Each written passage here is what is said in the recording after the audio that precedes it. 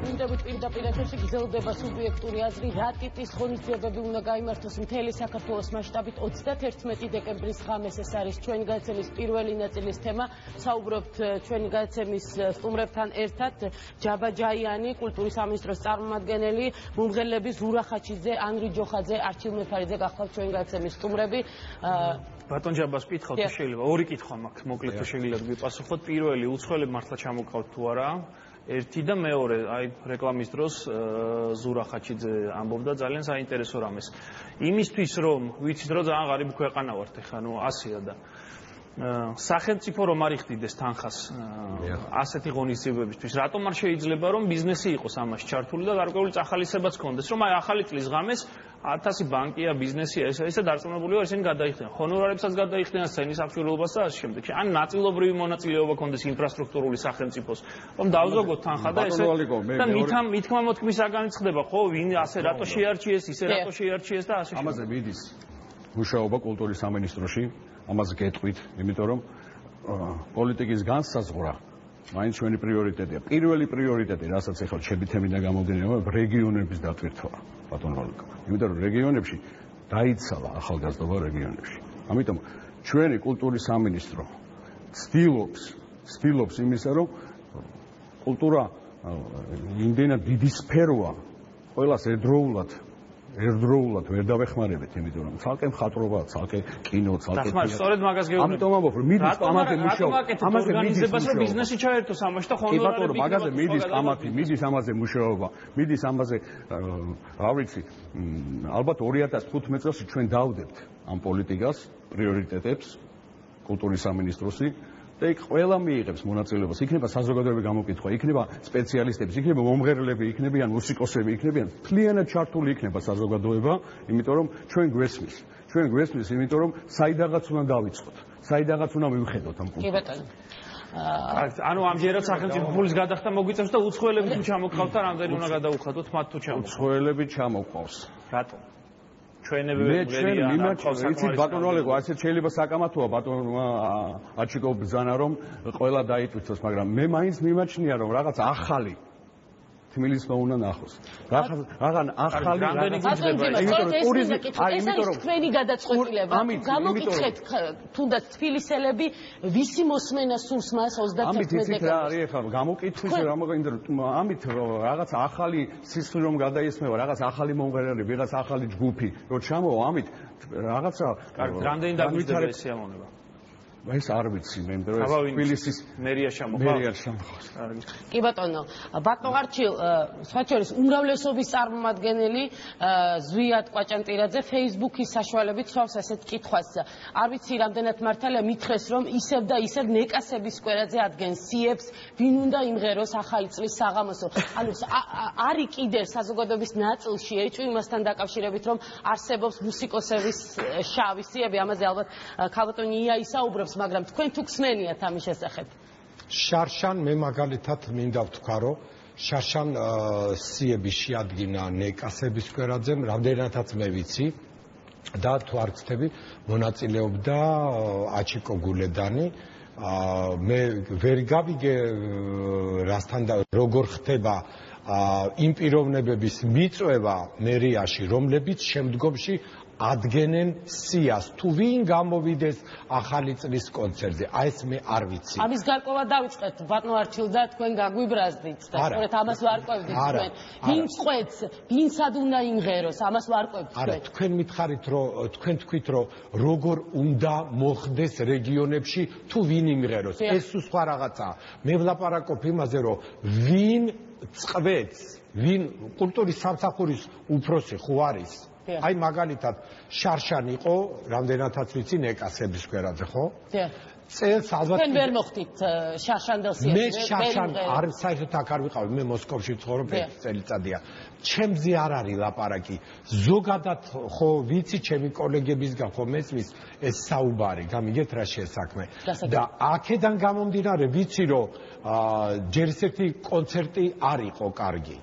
აი რბილად რო ითქვას არ იყო კარგი და აქედან ამის გარდა კიდევ ძალიან ბევრი განაწყენებული დარჩა, იმიტომ რომ არ იყო სწორედ შედგენილი ალბათ, იმიტომ რომ შეიძლება 1-2 ნაწყენი იყოს და შეიძლება იყოს 20-30. აი აქ დიდი სხვაობა არა. სურაბ ხაჩიძეს ვკითხოთ, თქვენ რამდენად მიზანშეწონილად მიგაჩნიათ უცხოელების ჩამოყვანა და ამაში ფულის. მე მაინც გონია რომ ეს თუ რაღაცნაირად კომერციო, ანუ დამოუკიდებელი თანხით იქნება და ეს კერძო სექტორიდან იქნება ამ თანხის დაფინანსება, მე ვფიქრობ, რომ სახელმწიფო ამაში ფულს არ უნდა ხარჯავდეს, იმიტომ რომ საზოგადოება უკიდურეს მდგომარეობაშია პირდაპირ გეუბნებით, არაპოპულისტურად ვამბობ, პირდაპირ გეუბნებით, უცხოური მომღერალი, ანუ უცხოელი მომღერალი უნდა ჩამოიყვანოს კერძო სექტორმა, ანუ ბიზნესმა.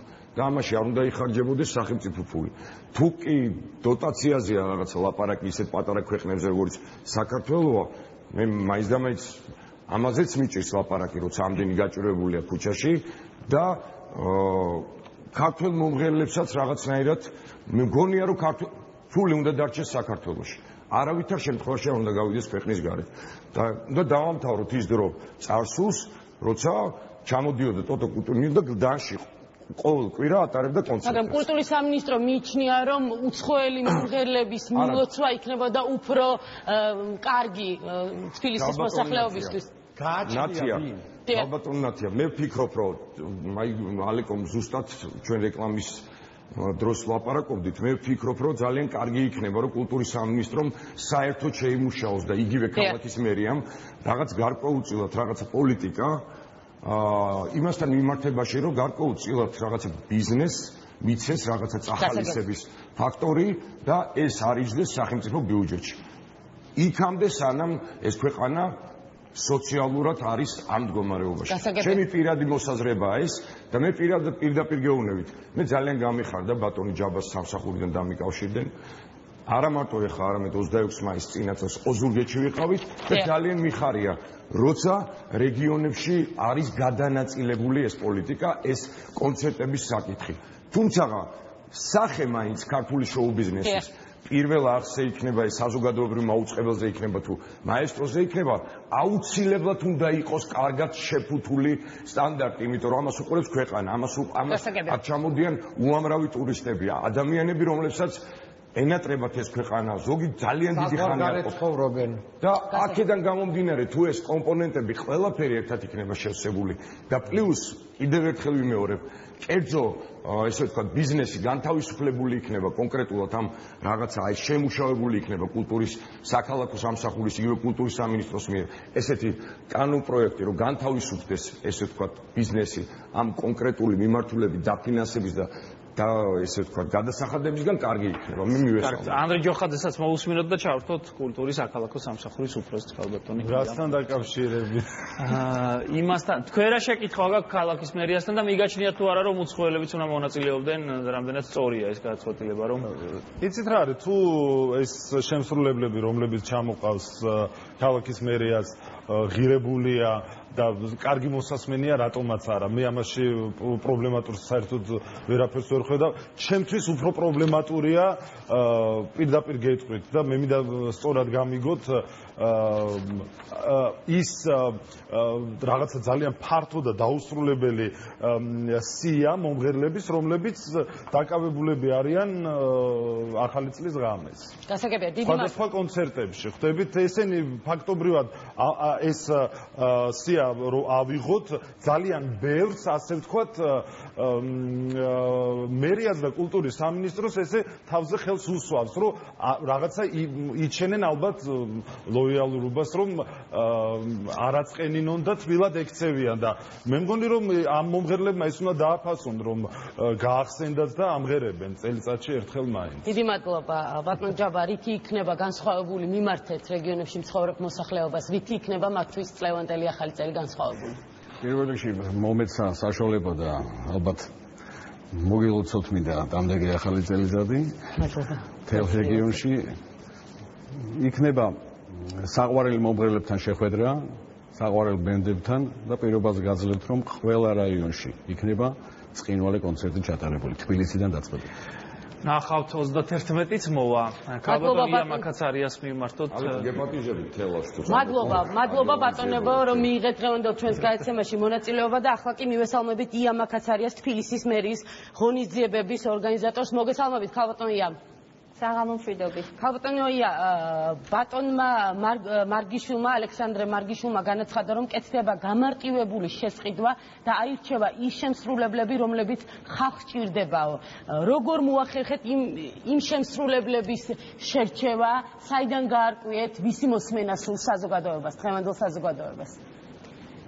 პირველ რიგში ძალიან დიდი მადლობა მოწვევისათვის, რომ მომეცა საშუალება ვისაუბრო სახალხო ღონისძიებებზე. ფაქტიურად პირველი გაჟღერება იმ ღონისძიებების, რომლებიც დაგეგმილი აქვს თბილისის მერიას სახალხო დღეებში და დავიწყებ ცოტა შორიდან, ვიდრე თქვენ შეკითხვას გავცემდე პასუხს.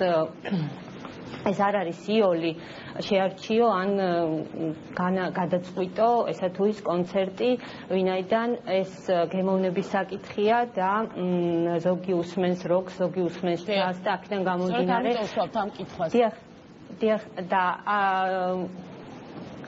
ამიტომ მინდა ცოტა შორიდან დავიწყო. კულტურის საქალაქო სამსახური სულ ახლახანს ჩამოყალიბდა, ანუ ერთი განყოფილებიდან იგი გადაიქცა 4 განყოფილებიან საქალაქო სამსახურად, რომელიც სწორედ ერთ-ერთი მიზანი, რომელიც ჩვენ უკვე დავისახეთ, არის ის, რომ კულტურის განვითარების გრძელვადიანი სტრატეგიის შემუშავება დავიწყოთ.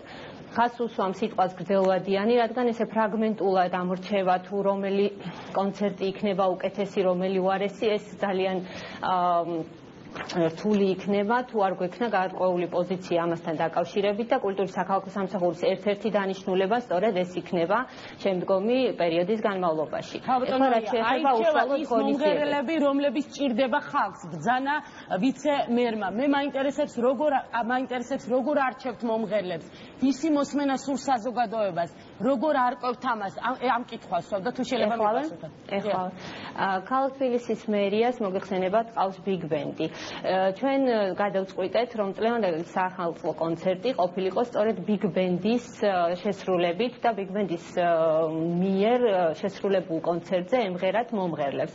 შესაბამისად, წრე მომღერალთა შევიწროვდა, ვინაიდან ცოცხლად სიმღერა ბიგ ბენდთან ერთად გარკვეულ ნაწილს შეუძლია მხოლოდ მომღერლების. შესაბამისად, შეირჩა სიმღერები, რომლებიც არის დამახასიათებელი და ჰიტები, საახალწლო ჰიტები, საშობაო ჰიტები, უცხოური და ქართული და ამის შესაბამისობაში მოვიდა მომღერლებიც. რაც შეეხება დანარჩენ ნაწილს კონცერტის თუ მომცემ საშუალებას მინდა ძალიან დიდი ბოდიში უნდა დავაკონკრეტოთ. თქვენ თბილისში ცენტრალურ კონცერტზე ამღერებთ იმ შემსრულებლებს, რომელსაც ცოცხლად სიმღერა შეუძლიათ. ანუ ვინც არ იმღერებს დღეს 31 დეკემბერს სახალხო ღონისძიებაზე თბილისში, ფიქრობთ რომ ცოცხლად სიმღერა არ შეუძლიათ. ასე გამოდის, ხო? მოდით მომეცით საშუალება, რომ დავასრულო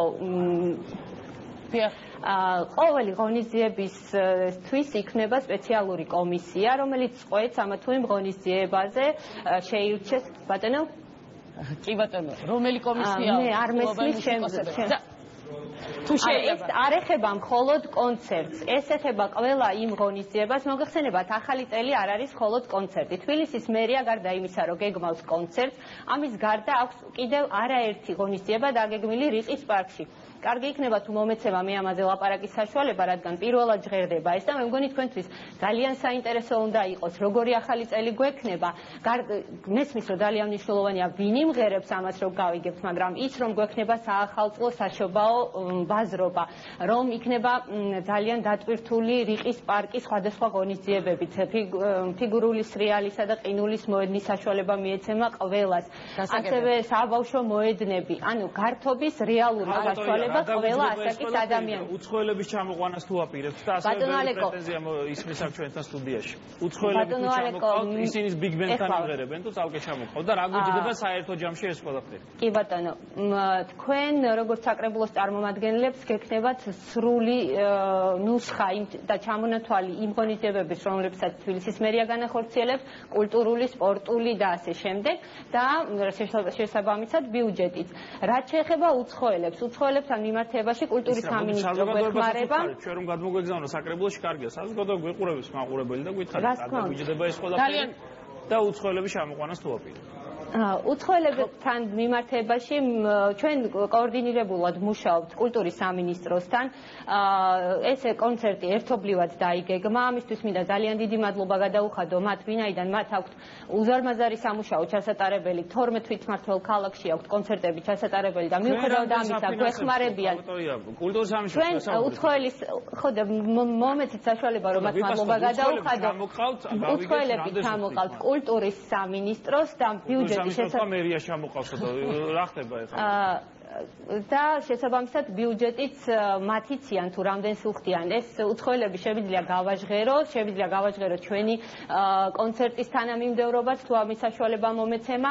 ეს გახლავთ ქართველი შემსრულებლები. თბილისის მერია არის პასუხისმგებელი იმ ნაწილზე კონცერტის, რომელიც მხოლოდ ქართული შემსრულებლებისგან შედგება, ხოლო უცხოურ ნაწილზე პასუხისმგებელია კულტურის სამინისტრო. რაც შეეხება კულტურის სამინისტრო, ქავტონია, თქვენ გაკისრებთ პასუხისმგებლობა ცოტა უცნაური სიტუაცია. პასუხისმგებლობა, მე მგონი ამ შემთხვევაში რაღაც ისე სასაცილო ჟღერს სიტყვა, ვინაიდან ჩამოყაროს სტელარი, რომელსაც ყავს 50,000 ფანი საქართველოში და კერძოდ მე მგონი ამ პერიოდში იქნება.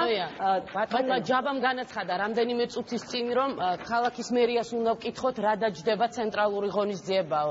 ამიტომ რა დაჯდება ცენტრალურ თბილისში თბილისში ღონისძიება, რომელიც გახლავთ კულტურის ნაწილი, ანუ ღონისძიების კულტურის ნაწილზე შემიძლია ვისაუბრო, დაჯდება დაახლოებით 500,000-ზე ოდნავ მეტი. ეს ციფრი დაკონკრეტდება და სრული ყველას ექნება საშუალება ნახოს თუ რაში გაიხარჯა ეს თანხა. რაც შეეხება უცხოელ შემსრულებლებს, კიდევ ერთხელ ვიმეორებ, აკონტრაქტებს კულტურის სამინისტრო და მე არ შემიძლია ვთქვა რა ციფრზეა ლაპარაკი.